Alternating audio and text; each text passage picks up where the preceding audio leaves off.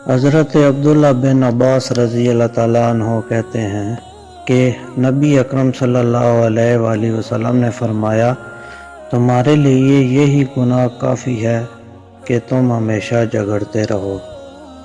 نبی اکرم صلی اللہ علیہ وآلہ وسلم نے فرمایا، اپنے آپ کو، اپنی اولاد کو، اپنے خادموں کو اور اپنے مال کو بددعا نہ دو، ایسا نہ ہو وہ گھڑی قبولیت کی ہو اور تمہاری دعا قبول ہو جائے۔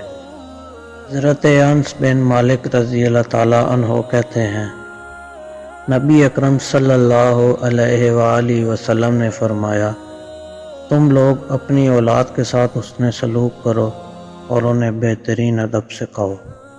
رسول اکرم صلی اللہ علیہ وآلہ وسلم نے ارشاد فرمایا، تندرستی کی حالت میں آدمی کا 1 درہم صدقہ کرنا موت کے وقت 100 درہم صدقہ کرنے سے افضل ہے۔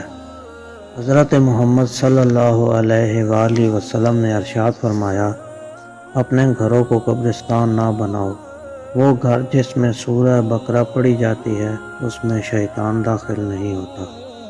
حضرت محمد صلی اللہ علیہ وآلہ وسلم نے ارشاد فرمایا، تمہارا رب اپنے بندے کی اس بات سے خوش ہوتا ہے جب وہ کہتا ہے، اے اللہ میرے گناہ بخش دے، کیونکہ تیرے سوا کوئی اور ذات نہیں ہے جو گناہوں کو معاف کر سکے۔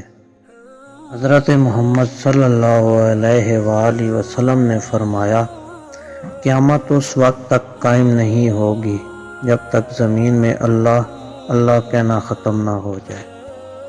رسول اکرم صلی اللہ علیہ وآلہ وسلم نے فرمایا، کفر اور ایمان کے درمیان فرق کرنے والی چیز نماز کا ترک کرنا ہے۔